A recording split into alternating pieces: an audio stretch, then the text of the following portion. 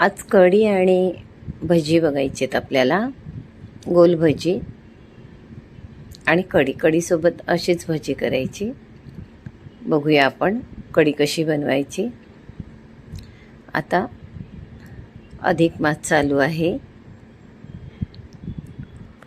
विष्णूची विष्णू सहस्त्रनाम वगैरे अगदी नाही तर पूर्ण अधिक मासात एकदा तरी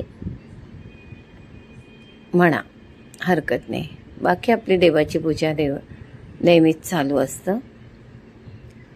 ओम नमः शिवाय 108 वेळा रात्री झोपताना म्हणा. नेहमी नाही जमलं एकदा करा, अधिक मास म्हणून. आता श्रावण येतोच आहे, पुन्हा शंकर महादेवाची आपल्या पूजा असणारच आहे. आता हे दही लावलं होतं मी, घरीच लावलं होतं. काही नाही, आपल्या दुधामध्ये अगदी रूम टेम्परेचर दुधामध्ये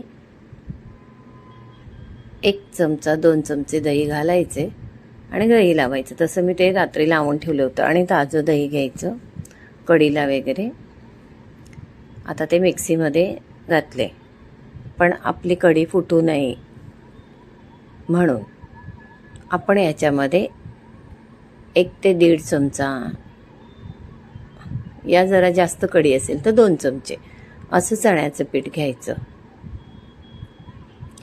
अगदी नंतर ताक झाल्यानंतर ताकामध्ये पीठ टाकून हे भिजवलं तरी चालेल, पण आपण शक्यतो असं दह्यातच घ्यायचं, म्हणजे मिक्स होऊन छान येतं.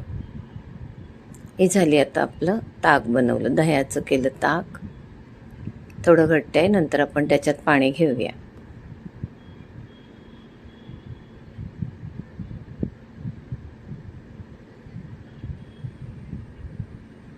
आता हे आहे फोडणीचं. मिरची आहे, कोथिंबीर आहे, लसूण आहे, कढीपत्ता आहे आणि बडीशोप आहे. शिवाय जिरं राई घ्यायचंच आहे आपल्याला फोडणीला. आता तुम्हाला हे सगळं घेऊन तुम्ही बारीक केलं तरी चालेल, मिक्सीला 2-3 वेळा फिरवलं तरी चालेल. कढीपत्ताही त्याच्यासहित एकत्र फिरवलं तरी चालेल, नाही तर असंच फोडणीला द्या. आता मी असंच फोडणीला देते आहे. हे बारीक करून ज्यांना असं कढीपत्ता वगैरे असं तो चालत नाही, त्याने असं सगळं एकत्र बारीक करून टाकायचं, म्हणजे ते सगळं पोटात निघून जातं. आता आपण भांडं तापत ठेवलं. हे माझं मडकं आहे, चिनी मातीचं आहे. छान ही भांडी पण चांगली वर्क होतात. थोडं तेल घातलं, तुपातही कढीची फोडणी केलीत ना तरी छान होते, पण तुम्ही तेलातही केलीत तरी छान. पण तुपात मी आता तेल घेतले, तेल तूप एकत्र घेतलं तरी चालेल. आणि नंतर आपण त्याच्यात राई घालायची आहे. आता जिरं घालूया, राई थोडी तडतडून द्या.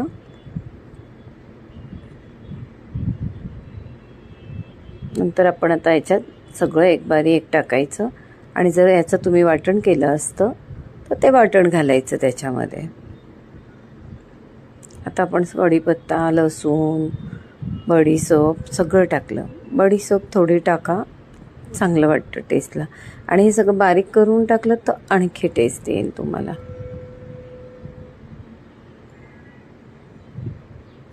हळद घातली आणि जो आपण चण्याचं पीठ घालून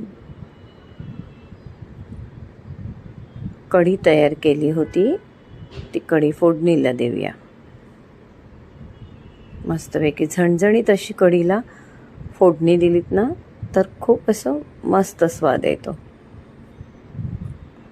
छान कशी बघा, कढी बघता क्षणी खाऊशी वाटते, पिऊशी वाटते. छान मऊ भात बनवा कढीसोबत खायला.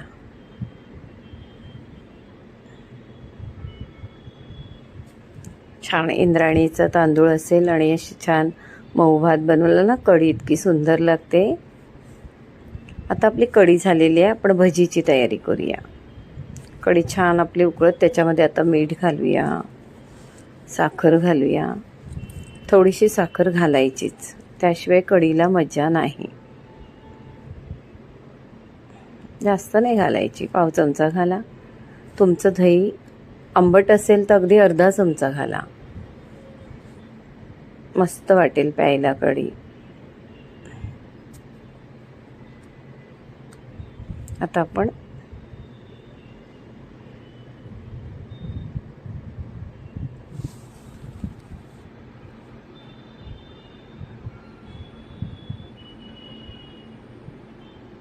वरून कोथिंबीर घालूया.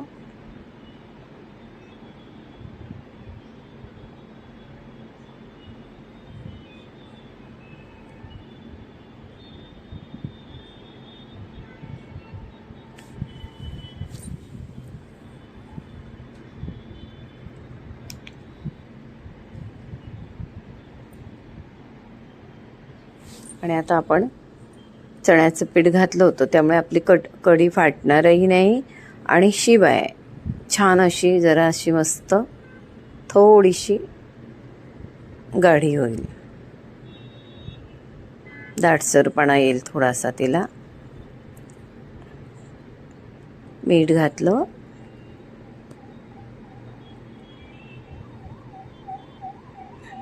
करून बघा.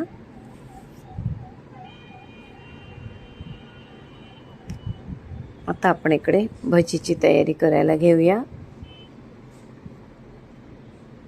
कढी म्हटलं की भजीशिवाय मजा नाही.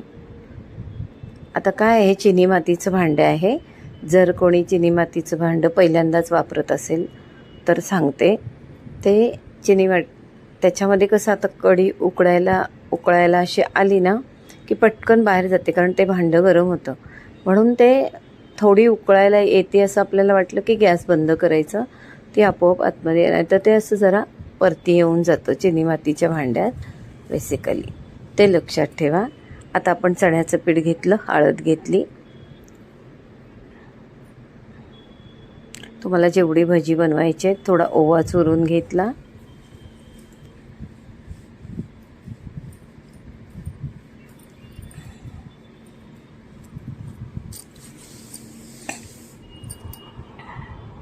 आता हे थोडंसं पाणी घालून थोडं अगदी भजीचं पीठ बनवतो तसं बनवायचं आहे आपल्याला.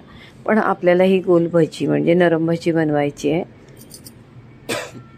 त्यासाठी हे आपल्याला पीठ थोडं फेटावं लागेल. अगदी 4-5 मिनटं तुम्ही ते पीठ भिजवल्यानंतर छान असं फेटून घ्या, मस्त असं. हे बघा, हे आपलं पीठ भिजून झाले आणि ते आपण ना एका डायरेक्शनला, एकाच बाजूने असं फेटायचं. एक 5-6 मिनटं चांगलं असं फेटून घ्या. आणि त्याने जी भजी होतील ना त्याची टेस्ट वेगळीच असणार आहे. मस्त असं फेटून घ्या एकाच साईडने. असं झालं की आपलं पीठ अगदी स्मूथ होतं. त्याच्यामध्ये आपल्याला एक कांदा घ्यायचा आहे. म्हणजे एक कांदा म्हणजे मी थोडंसंच पीठ घेतले, वाटीभर पीठ घेतले त्याच्यामध्ये, म्हणून एक कांदा. तुमचं क्वांटिटी जास्त असेल तर 1.5-2 कांदे घ्या.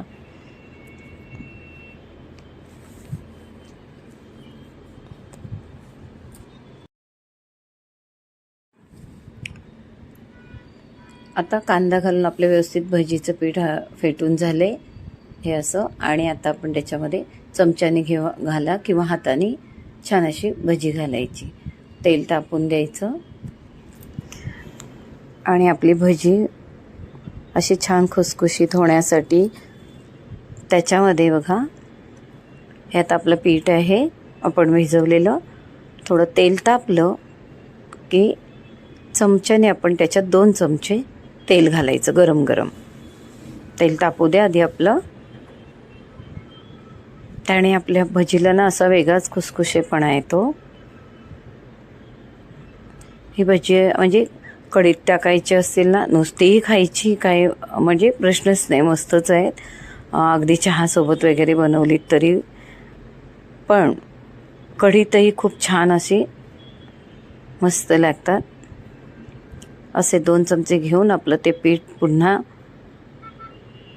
एकाच डायरेक्शनला असं ढवळून घ्यायचं आणि आता भजी काढायची. आपण गोल भजी म्हणतो ना, त्याप्रमाणे ही भजी लागतात. अशी भजी करून बघा आणि कढीमध्ये घालून बघा, खूप टेस्ट येते मस्त. गरमीमध्ये हे हलकं फुलकं असं जेवण असेल, पचायलाही हलकं आणि खायलाही मस्त.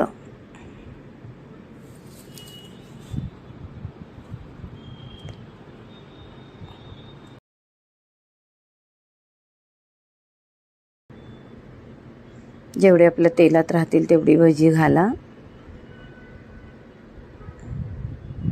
त्याच्यावर छान असं तेल घालून त्यांना असं मस्त फुलवा.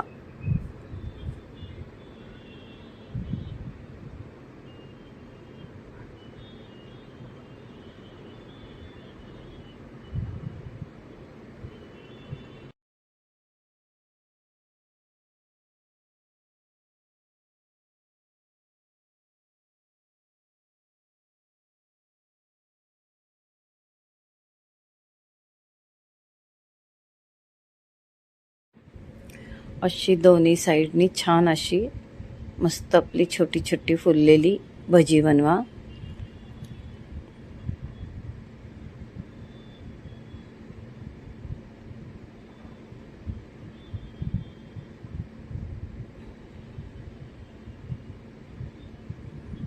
अशी आपली सगळी भजी झालेली आहे.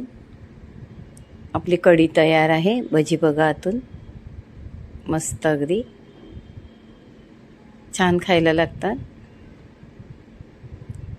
आतूनही छान आपली शिजलेली आहेत.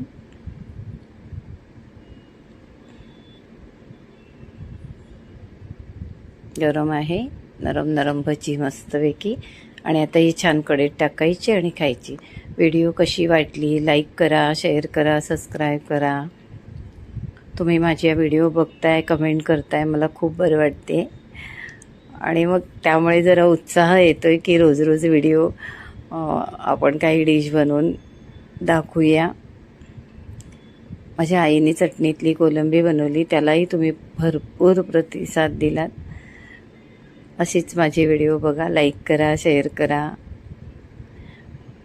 ज्यांनी सबस्क्राईब नाही केले त्यांनी करा, पुढच्या डिश त्यांना बघायला मिळतील.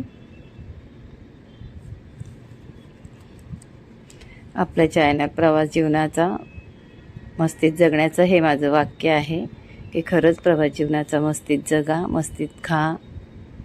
प्रत्येक सण, प्रत्येक दिवस उत्साहाने सण म्हणून साजरा करा.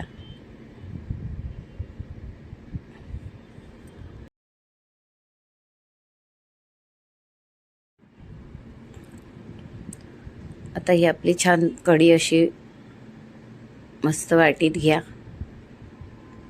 मऊसूद भात बनवून ठेवा आणि याच्यामध्ये भजी घाला. अगदी ही अशीच बसून तुम्ही वाटीत घेऊन खाऊ शकता.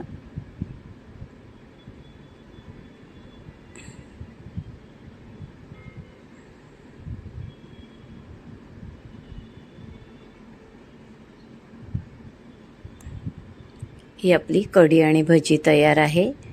लाईक करा, शेअर करा, सबस्क्राईब करा. कशी वाटते तुम्हाला कढी आणि भजीची व्हिडिओ कमेंट करा. नमस्कार. व्हिडिओ बघितल्याबद्दल धन्यवाद.